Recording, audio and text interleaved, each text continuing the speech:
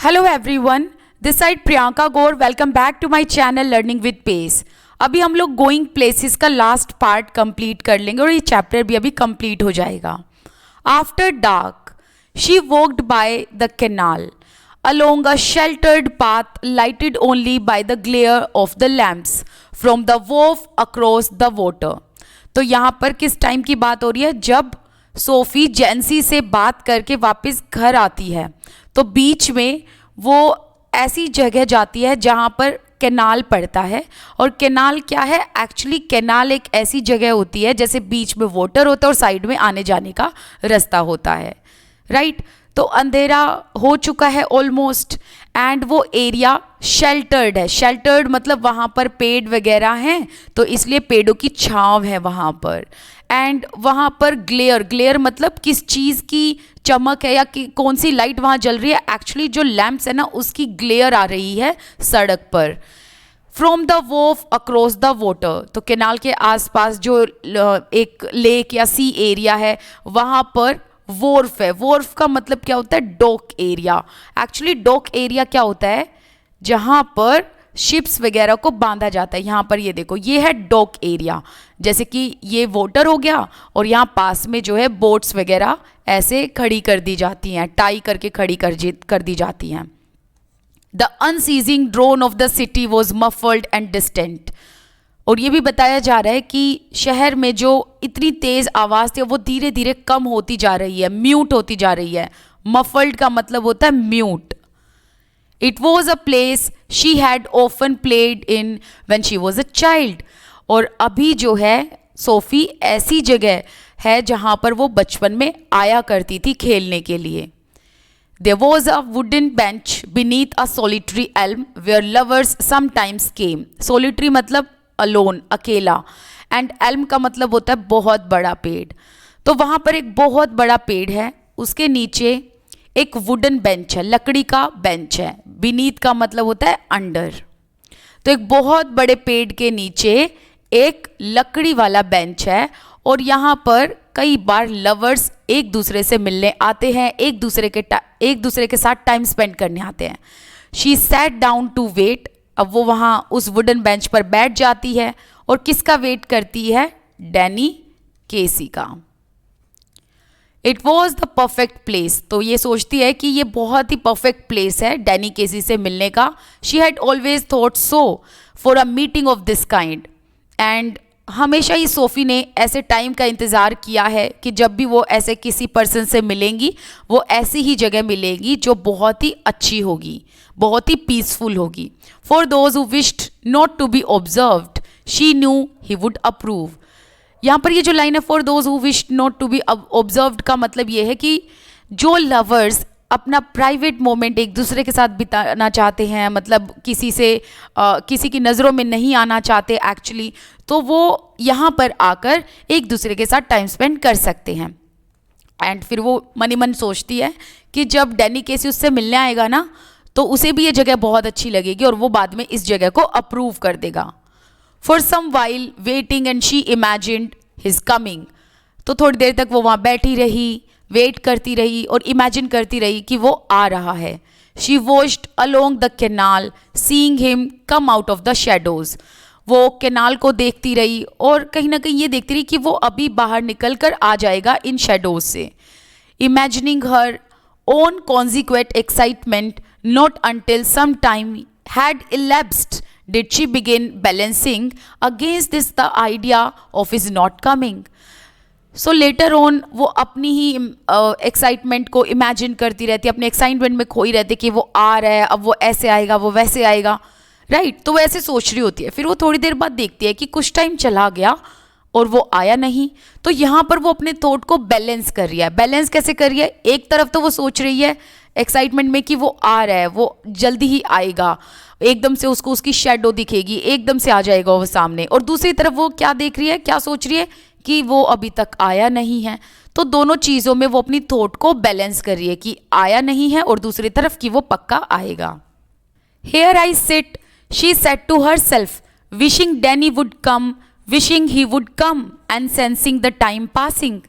अब सोफ़ी जो है वो अपने आप से कहती है कि चलो मैं एक काम करती हूँ, मैं यहाँ वुडन बेंच पर बैठ जाती हूँ, और वो विश करती है कि डैनी आएगा, डैनी ज़रूर आएगा। बट जब वो उसे लगता है कि वो नहीं आ रहा है तो उसे ये सेंस होने लगता है कि वो टाइम पास कर रही है अभी। I feel the pangs of doubt stirring inside me. Pangs का मतलब होता है पेन। तो अब उसे ना एक डाउट लगता है और उसे लगता है कि शायद क्या पता डैनी ना आए, तो इस चीज़ से उसे काफ़ी दुख होता है। I watch for him but still there is no sign of him.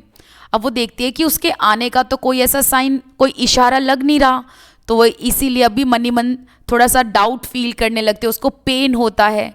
दो वो उसके लिए वेट करती है बैठे बैठे कि वो शायद आएगा आएगा, बट उसे जब ये लगता है ना कहीं से भी कोई साइन नहीं दिख रहा, तब उसको काफ़ी दुख होता है। I remember Geoff saying he would never come. How none of them believed me when I told them. अब वो अपने भाई की बात को याद करती है कि जियोफ ने कहा था ना कि डैनी केसी नहीं आएगा मिलने, और ऐसा ही हुआ। अब वो ये भी मन ही मन सोचती है कि जब सोफ़ी ने घर वालों को ये बताया कि वो डैनी केसी से मिली है, तो इस बात पर किसी ने विश्वास नहीं किया था। I wonder what will I do, what can I tell them now if he doesn't come. तो वो अब मन ही मन सोचते हैं कि अगर वो नहीं आया तो वो क्या करेगी, वो किसी को क्या बताएगी। But we know how it was Danny and me, that's the main thing. फिर वो अपने आप को यहाँ कंसोल करती है कि मुझे किसी की परवाह नहीं है, डैनी और मैं एक दूसरे से मिले थे, ये हम दोनों के बीच की बात है, हम दोनों तो जानते हैं ना हम एक दूसरे से मिले थे, तो मुझे किसी की कोई परवाह नहीं है। How can you help what people choose to believe. फिर वो एक टाइम पर ये भी कंसोल करते अपने आप को बोल के कि वैसे भी मैं किसी के थॉट प्रोसेस को कंट्रोल नहीं कर सकती, ये तो कोई भी नहीं कर सकता, लोगों को जो सोचना है वो सोचेंगे, लोगों को जो बोलना है वो बोलेंगे। But at the same time, but all the same, it makes me despondent. Despondent का मतलब होता है डिसहार्टेंड। तो वो यहाँ पर कह रही है कि अब उसे जो है काफ़ी दुख हो रहा है, she is now disheartened.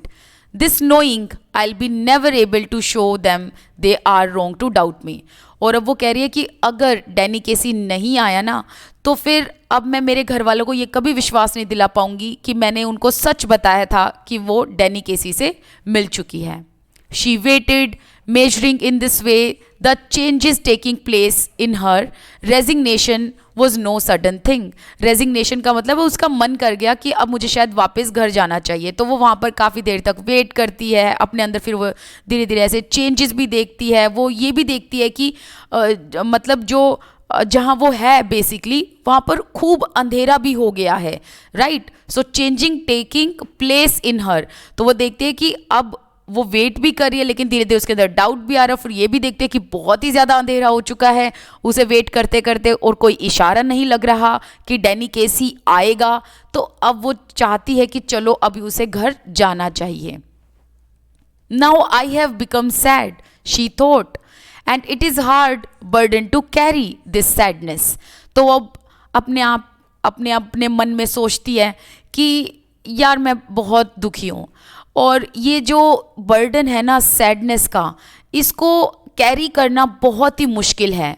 Sitting here waiting and knowing he will not come, I can see the future, how I will have to live with this burden.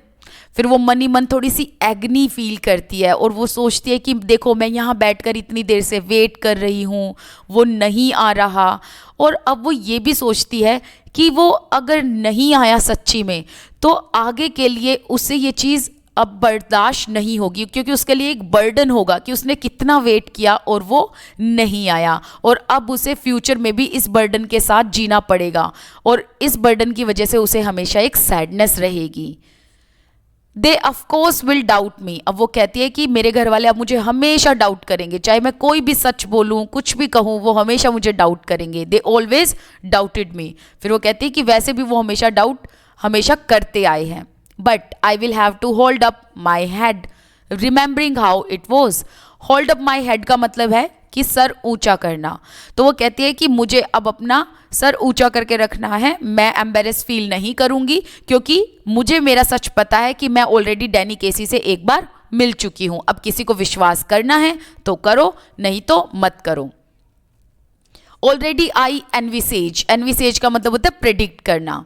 Already I envisage the slow walk home and Geoff's disappointed face when I tell him he did not come that Danny, then he will fly out and slam the door. तो अब यहाँ पर ना वो इसे predict करती है और जियोफ के डिसअपॉइंटेड फेस को भी सोचती है, और वो ये मनी मन सोचती है कि जब वो घर जाएगी अपने भाई को बताएगी that he did not come that Danny, कि डैनी केसी नहीं आया, तो उसका भाई क्या करेगा, उसका भाई गुस्से में उठेगा और डोर को स्लैम कर देगा, मतलब डोर को एकदम से पटक के बंद कर देगा।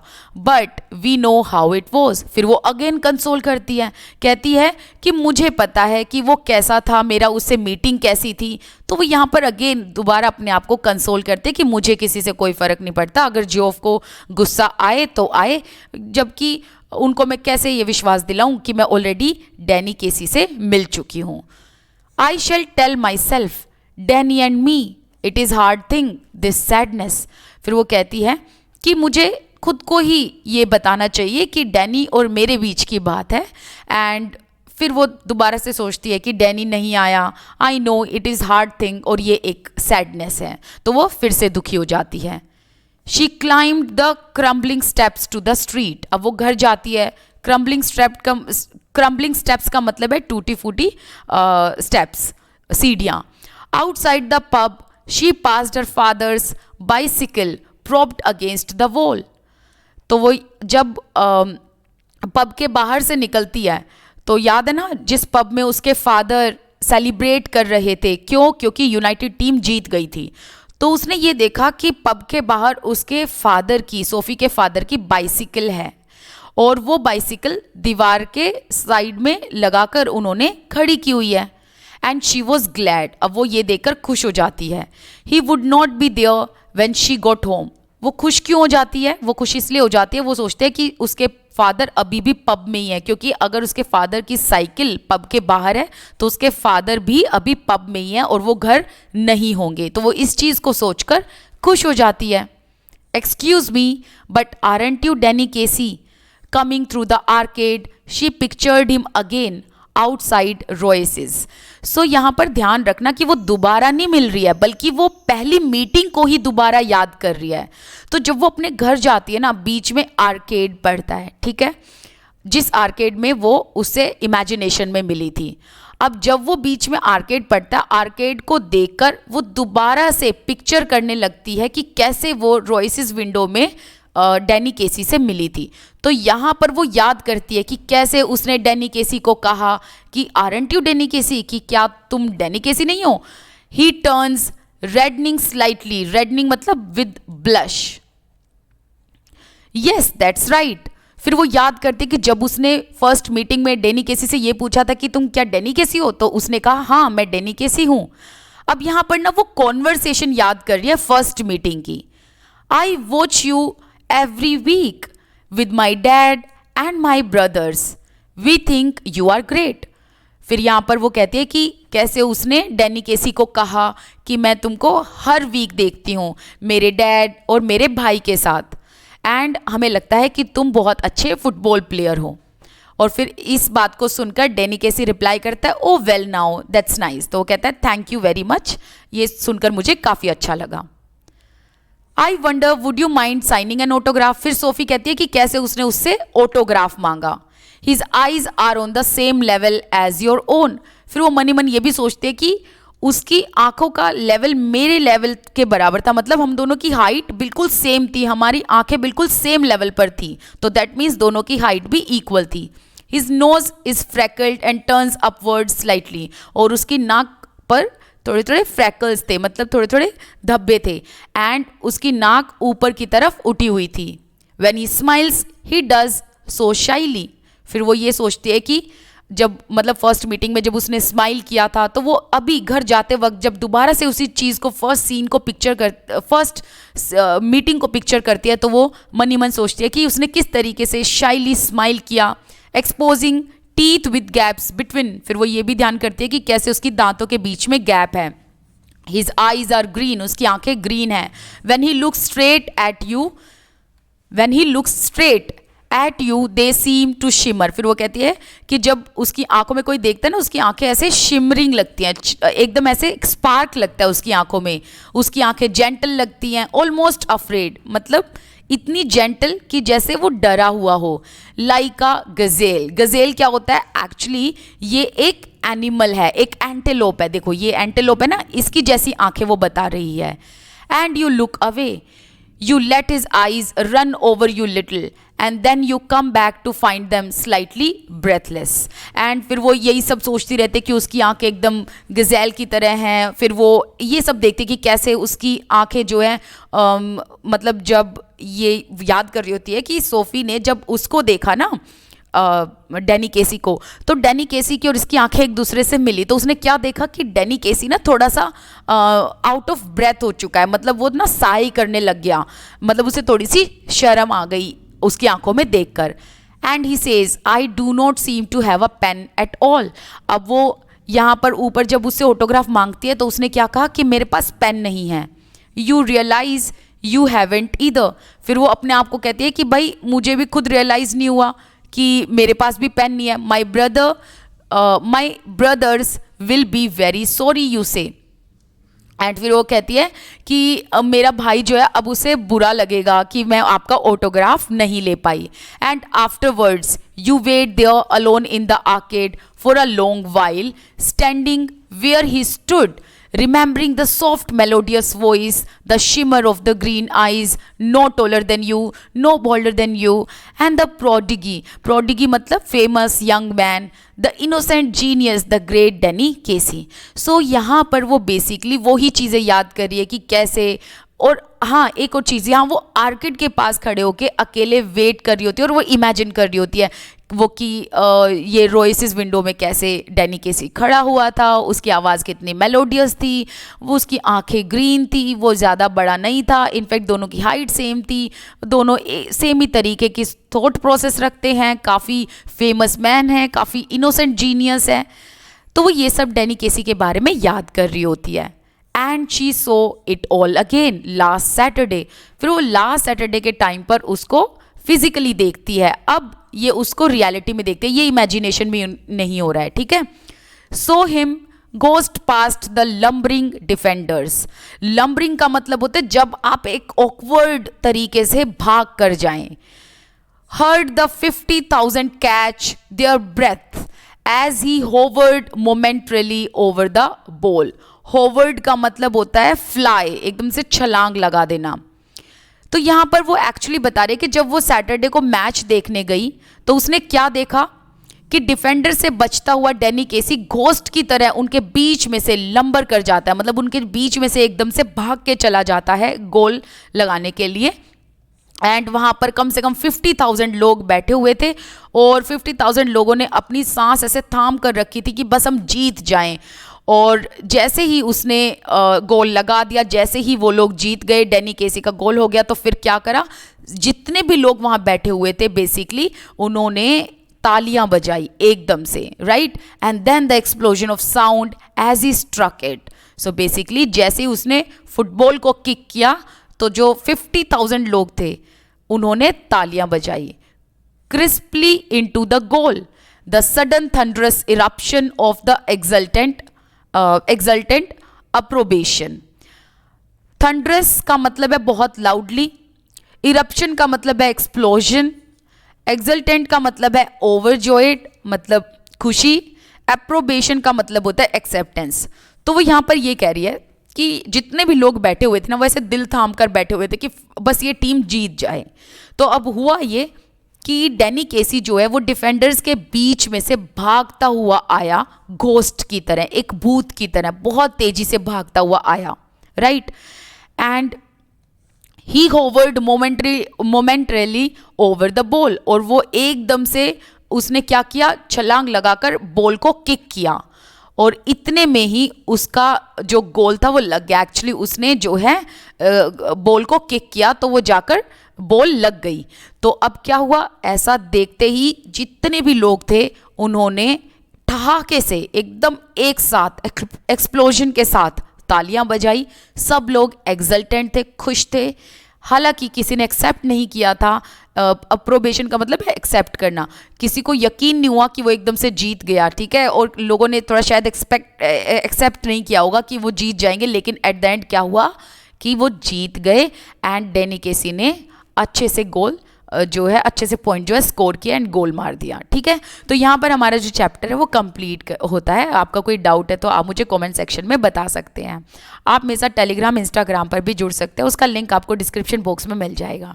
इसके अलावा अगर आपको इस चैप्टर के क्वेश्चन आंसर्स चाहिए और इस चैप्टर से रिलेटेड समरी वगैरह चाहिए, आप मुझे बता सकते हैं कमेंट सेक्शन में, मैं उसका भी लिंक डाल दूंगी। Thank you so much for watching this video.